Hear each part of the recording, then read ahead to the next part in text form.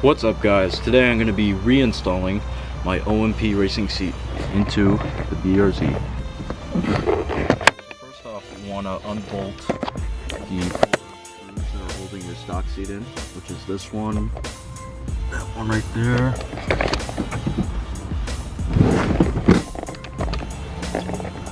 that one, and that one. And if you've noticed, those aren't the stock bolts that come in the car. I've actually taken the seat apart many times, and the factory bolts, they're like inverse Torx head, and I feel like they're pretty easy to strip, so I've replaced them with pretty good hex screws, so I could just use my little impact wrench to take them on and off pretty easy. So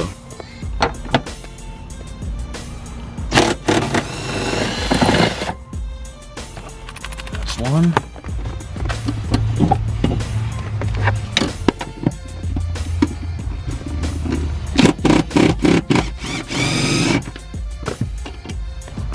And obviously I moved the seat forward to get to the back 2 bolts. So the reason why I took this seat out in the first place was because since my BRZ is my daily driver and I'd taken on road trips a fair amount, after a while the seat kind of fucked my back up and my posture was off and I could feel it, and I don't know, it was pretty bad. Reason being, I'll show you. See how this seat doesn't have any lower back support? It's actually pretty straight. This seat doesn't have the best cushioning as far as that goes. And you may be wondering, if it was fucking my back up, why am I reinstalling the seat? Because fuck it, race car, bro.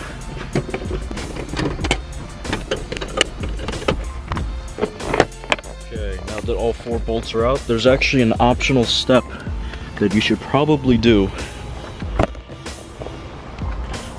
You don't have to do this step, honestly, but I do it anyway just for extra precaution. But it is actually unbolting the battery. For a number of reasons. There's a lot of sensors in the stock seat. There's also an airbag. So when you're taking the seat out, I always disconnect the battery just so, you know, I don't set anything off and, you know, I don't have to deal with that. Anyway, I'm gonna unbolt that and then take the seat out. This uses a 10mm, by the way. Okay, now that you got all 4 bolts and you disconnected the battery, before you pull the seat out, make sure to take these sensors off, or plugs I should say, actually. Those plugs. Disconnect all 3 and you should be able to pull the seat out.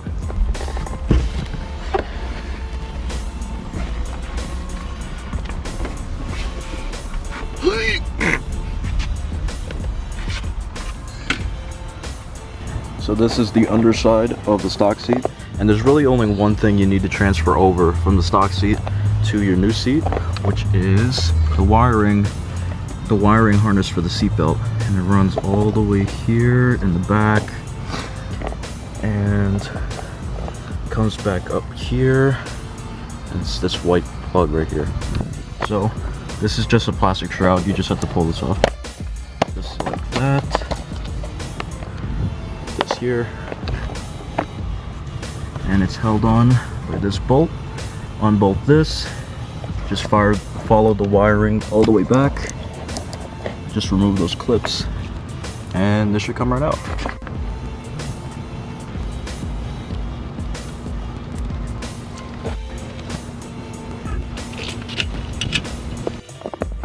And there you have it. This is the wiring harness for the seatbelt.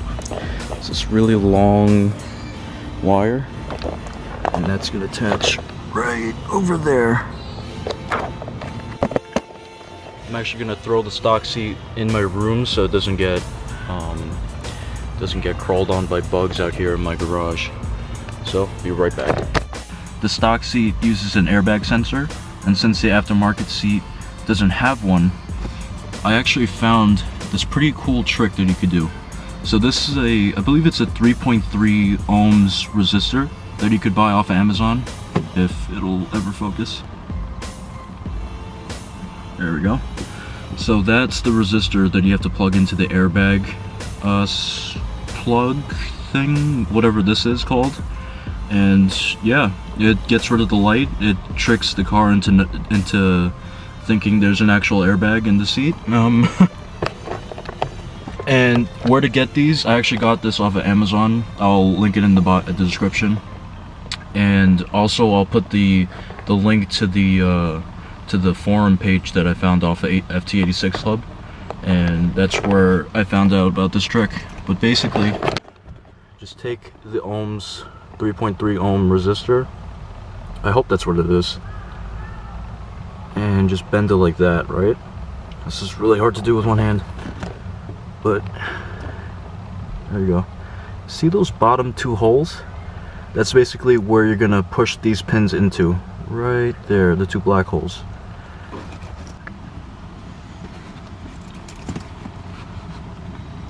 So just push the pins in like so.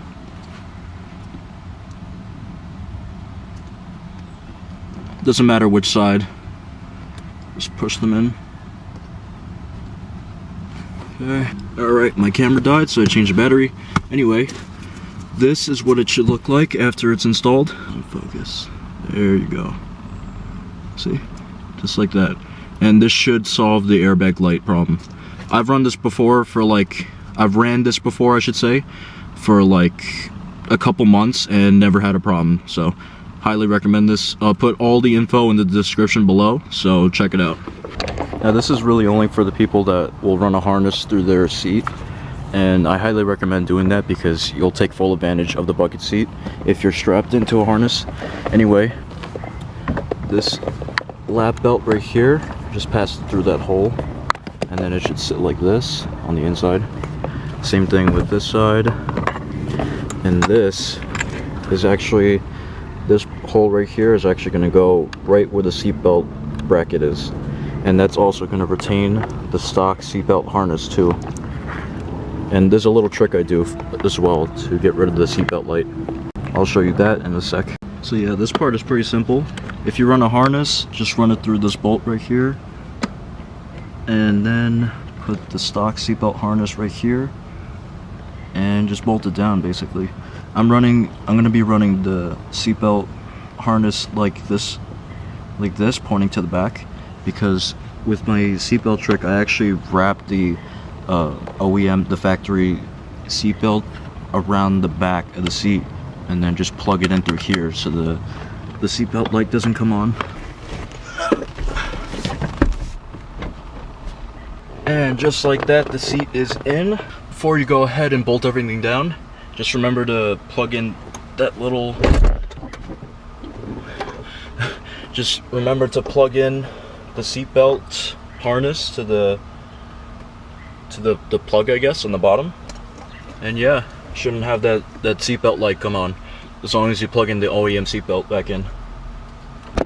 And also one more step, that bolt right here just has to come undone. This is the bolt that's holding in the OEM seatbelt. Obviously you're not going to take this out, but if you run a harness, you have to pass this through, that sits right next to the seatbelt, the OEM seatbelt I should say, and then the bolt passes through both of those holes. See? Passes through both of those holes and it should be secure. And then you could bolt everything back down. So now that that final harness point is bolted in, you could go ahead and bolt down all the 4 bolts that will hold the seat in place. Like that.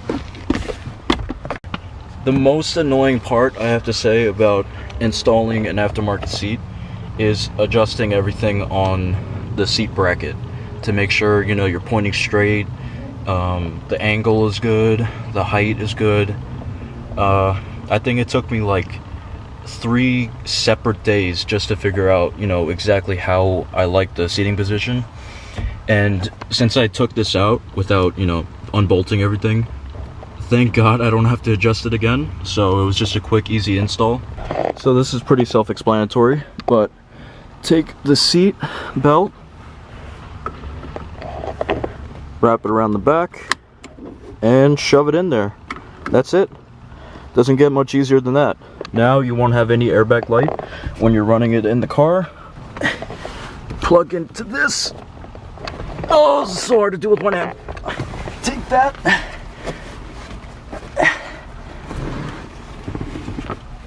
And just plug it in.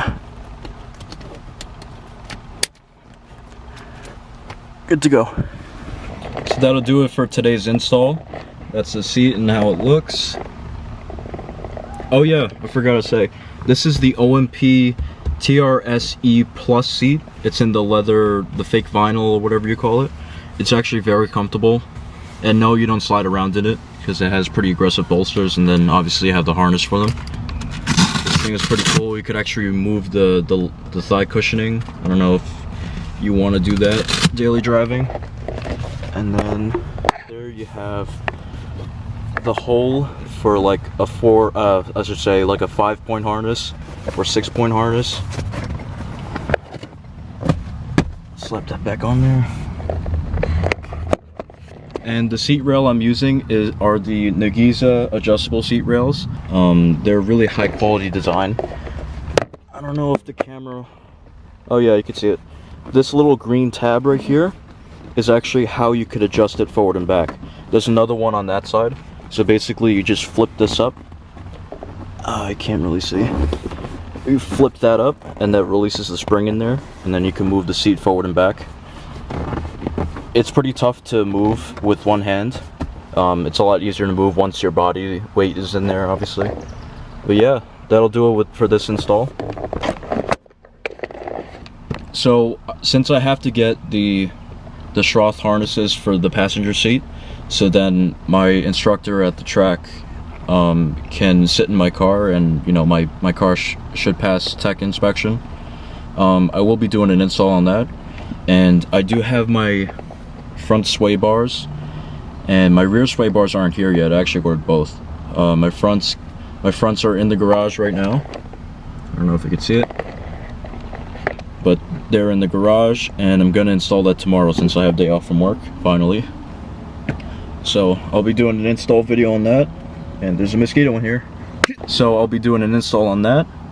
The rear ones I'll probably do a separate video. Supposedly it's a lot easier to do than the rears, so I guess I'll make 2 separate videos. Yeah, but thanks guys for watching as always. Make sure to like, comment, and subscribe. Peace.